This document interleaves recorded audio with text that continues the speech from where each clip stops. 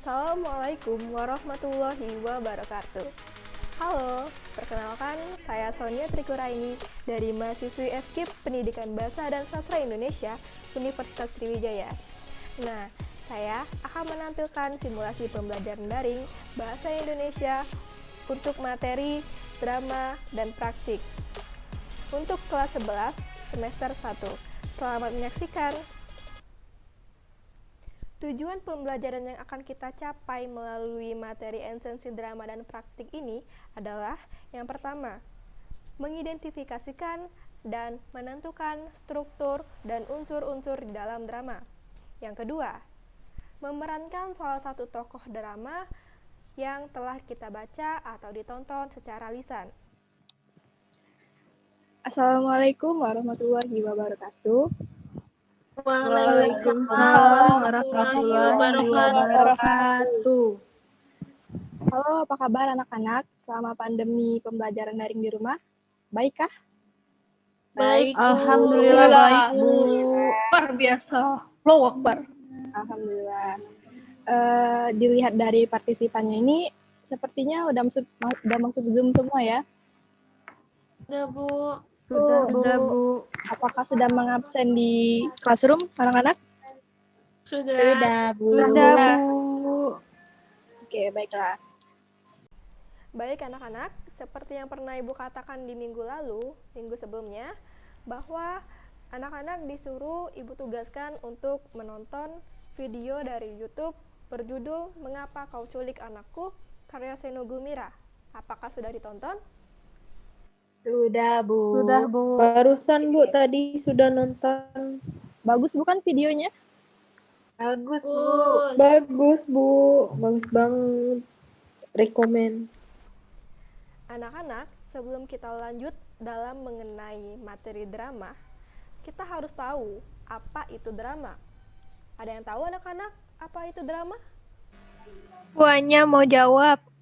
Iya, silakan Anya. Targib Bu. Oke, kita dengarkan dulu Anya, setelah itu Sargib. Silakan Anya. Drama adalah salah satu jenis karya sastra. Di dalam drama, beberapa tokoh memainkan peran, lalu pertunjukan antar tokoh dalam bentuk dialog. Oke, Benar bagus nggak, Bu? sekali. Anya, terima kasih atas jawabannya. Tepuk tangan dulu. Kepada Sargib, apakah ingin menambahkan lagi? Enggak Bu. Oh, sepertinya cukup ya. Kali jawabannya, terima kasih Anya. Jadi menurut Anya ini, drama adalah salah satu jenis karya sastra. Yang kedua, drama dapat bermain peran Bu. Ya benar, drama juga mempertunjukkan antar tokoh dalam bentuk dialog. Ya, benar sekali jawabannya Anya. Nah, Ibu akan simpulkan, drama ini adalah sebuah jenis karya sastra yang menceritakan sebuah kisah, watak, tingkah laku manusia, melalui peran serta dialog yang dipertunjukkan di atas panggung. Nah, drama ini adalah kisah dan cerita yang terkandung konflik serta emosi yang bertujuan untuk mempengaruhi orang yang melihat atau mendengar drama tersebut. Nah, setelah kita mempelajari pengertian drama, di dalam drama juga terdapat struktur drama. Anak-anak bisa beri gambaran mengenai struktur drama itu apa saja? Bu, Siska Bu mau jawab, Bu. Silakan terlebih dahulu, Siska. Yeay, kasih Bu. Struktur drama itu ada 4 Bu. 1, orientasi. Maksudnya orientasi itu tahap pengenalan pembukaan. Terus yang kedua itu ada komplikasi. Maksudnya ada munculnya konflik. Yang ketiga resolusi. Resolusi itu penyelesaian konflik. Dan yang terakhir itu penutupan Bu. Itu kesimpulan dari dialognya. Terima kasih Bu. Ya, tepat sekali jawabannya Siska. Terima kasih ya. Nah, jadi Ibu jelaskan bahwa struktur drama itu yang pertama adalah prolog. Prolog adalah kata-kata pembuka, pengantar, ataupun latar belakang cerita yang biasanya disampaikan oleh dalang atau tokoh tertentu. Struktur drama yang kedua yaitu epilog. Epilog adalah kata penutup yang berisi simpulan ataupun amanat tentang isi keseluruhan dalam dialog. Bagian ini biasanya disampaikan oleh dalang atau tokoh tertentu. Nah, struktur yang ketiga adalah orientasi. Orientasi ini menceritakan dan menentukan aksi dalam waktu dan tepat, memperkenalkan tokoh, menyatakan situasi sesuatu cerita, mengajukan konflik yang akan dikembangkan dalam bagian utama cerita tersebut. Dan ada kalanya membayangkan resolusi yang akan dibuat dalam cerita itu. Nah, struktur yang keempat adalah komplikasi. Komplikasi ini adalah bagian tengah cerita, mengembangkan konflik. Nah, contohnya sang pahlawan atau pelaku utama ini menemukan rintangan-rintangan antara dia dan tujuannya.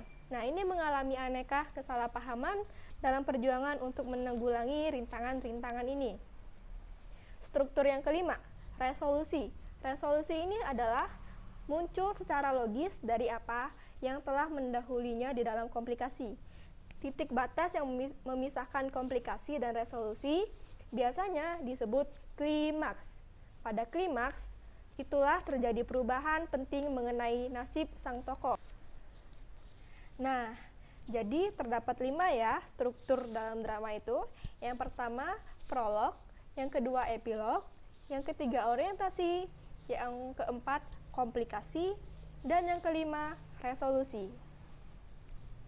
Nah, lanjut materi selanjutnya, yaitu mengenai unsur-unsur apa saja yang terkandung di dalam drama. Sebelum Ibu menjelaskan, apakah anak-anak ada yang tahu apa saja unsur yang terkandung dalam drama? Kan, Sargip. Baik, yang unsur drama yang pertama itu ada latar, yang saya tahu ya Bu. Yang kedua itu tokoh dan penokohan. Satunya lagi itu apa ya? Tema. Oke, bagus sekali jawabannya Nabila. Itu Terima Bu, kasih. yang saya tahu dari unsur-unsur drama. Ya, terima kasih Nabila. Selanjutnya, Aziza, apakah ada yang ingin ditambahkan lagi selain latar? Ada amanat, Bu. Terus ada alur sama dialog. Iya, tepat sekali apa yang dikatakan oleh Sargip dan Aziza. Terima kasih ya. Nah, jadi yang dikatakannya tadi adalah penokohan, dialog, alur, tema, amanat, dan latar. Nah, Ibu jelaskan lagi lebih mendalam mengenai apa saja unsur yang terkandung di dalam drama, yaitu pertama penokohan. Tokoh-tokoh dalam drama diklasifikasikan sebagai berikut, ada 4. Yang pertama, tokoh yang berkembang. Misalnya, seorang tokoh berubah dari karakter setia ke karakter yang berkhianat, dari yang bernasib ke sengsara menjadi kaya raya, dari yang semula seorang koruptor menjadi orang yang soleh dan budiman. Yang kedua, ada tokoh gagal. Tokoh ini mempunyai pendirian yang bertentangan dengan tokoh lain. Kehadiran tokoh ini berfungsi untuk menegaskan tokoh lain itu. Yang ketiga, terdapat tokoh idaman. Nah, tokoh ini berperan sebagai pahlawan dengan karakternya yang gagah, berkeadilan, dan terpuji. Selanjutnya terdapat yang ketiga, yaitu tokoh statis. Tokoh ini memiliki peran yang tetap sama tanpa perubahan, mulai dari awal hingga akhir cerita. Nah, tokoh yang keempat yaitu tokoh gagal. Tokoh ini mempunyai pendirian yang bertentangan dengan tokoh lain. Kehadiran tokoh ini berfungsi untuk menegaskan tokoh lain itu. Unsur yang kedua yaitu dialog. Dalam drama, percakapan atau dialog haruslah memenuhi 2 tuntutan. Tuntutan yang pertama, dialog harus turut menunjang gerak laku tokohnya. Dialog harus dipergunakan untuk mencerminkan apa yang telah terjadi sebelum cerita itu dan apa yang sedang terjadi di luar panggung selama cerita itu berlangsung. Nah, harus pula dapat mengungkapkan pikiran-pikiran serta perasaan-perasaan para tokoh yang turut berperan di atas pentas tersebut. Nah, dialog yang kedua yaitu harus diucapkan di atas pentas lebih tajam dan tertib daripada ujaran sehari-hari. Tidak ada kata yang harus terbuang begitu saja. Para tokoh harus berbicara jelas, tepat sasaran. Dialog itu disampaikan secara wajar dan alamiah. Nah, unsur yang ketiga yaitu alur. Alur diklasifikasikan menjadi 3, yaitu alur maju, yaitu peristiwa yang kronologisnya maju dari tahap awal hingga tengah dan hingga akhir cerita. Selanjutnya terdapat alur mundur. Alur mundur ini biasanya dimulai dengan sebuah penyelesaian dan waktunya pada masa lampau. Alur yang ketiga yaitu campuran. Cerita ini melihat kembali pada masa lampau dan diakhiri dengan penyelesaian dari cerita tersebut. Nah, unsur yang keempat adalah latar. Latar adalah keterangan mengenai tempat, waktu, dan suasana di dalam naskah drama. Latar ini dibedakan menjadi latar tempat, yaitu penggambaran tempat kejadian di dalam naskah drama. Contohnya, seperti di rumah, di meja makan, dan lain sebagainya. Nah, latar juga bisa dengan latar waktu, yaitu penggambaran waktu kejadian di dalam naskah drama, seperti pada tanggal 17 Agustus 2020. Nah, latar juga terdapat latar suasana atau latar budaya, yaitu penggambaran suasana ataupun budaya yang melatar belakangi terjadinya adegan atau peristiwa dalam drama. Misalnya, dalam budaya Jawa, kehidupan masyarakat Betawi, Melayu, Sunda, dan Papua. Unsur yang kelima yaitu terdapat tema. Tema adalah gagasan yang menjalin struktur isi drama, dan tema juga menyangkut segala persoalan, baik itu berupa masalah, kemanusiaan, kekuasaan, kasih sayang, dan sebagainya. Oke, baiklah anak-anak, itulah tadi materi esensi drama yang telah kita jelaskan bersama. Selanjutnya, apakah masih ada yang kurang paham mengenai drama? Anak-anak silakan bertanya. Saya, Bu. Oh iya, silakan Bu Ted. Saya mau bertanya, Bu. Iya. Perbedaan tokoh dan penokohan itu apa ya, Bu? Oke, pertanyaan yang bagus sekali. Apa perbedaan tokoh dan penokohan?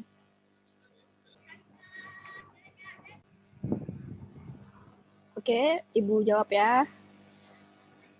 Perbedaan antara tokoh dan penokohan dalam drama. Dalam drama itu, tokoh adalah individu atau rekaan yang mempunyai watak atau perilaku tertentu sebagai pelaku yang mengalami peristiwa dalam cerita tersebut.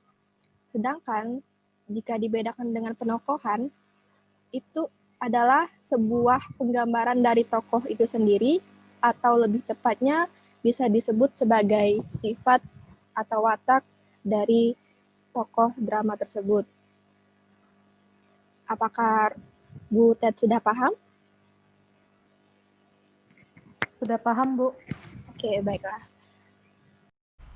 Nah, itulah tadi pembahasan kita hari ini mengenai materi esensi drama dan praktik.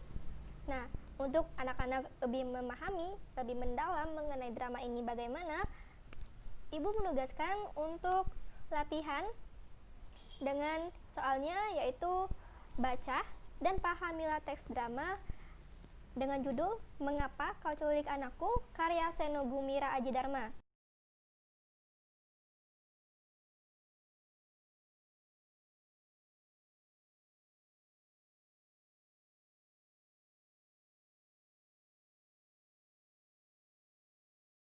Saya mau membacakan kesimpulannya. Nah, kesimpulan belajar drama tadi adalah jenis karya sastra yang menceritakan tokoh dalam bermain peran. Struktur drama itu ada prolog, epilog, orientasi, komplikasi, dan resolusi. Sedangkan unsur drama juga terdapat latar, tokoh, dialog, tema, dan amanat. Ya, bagus sekali. Jadi, nah, jika sudah semua menyelesaikan tugas, Ibu memberikan tugas di minggu pertemuan selanjutnya. Nah, Ibu menugaskan untuk semua anak-anak memerankan salah satu drama yang sudah dibaca atau yang sudah ditonton secara lisan. Nah, Ibu akan membebaskan video drama apa dan berjudul apa, karya siapa saja, untuk kalian tentukan sendiri secara berkelompok. Teman-teman, sekian pembelajaran dari saya. Semoga dapat bermanfaat. Terima kasih untuk yang sudah menonton. Selalu jaga kesehatan dan tetap semangat. Sekian, wassalamualaikum warahmatullahi wabarakatuh.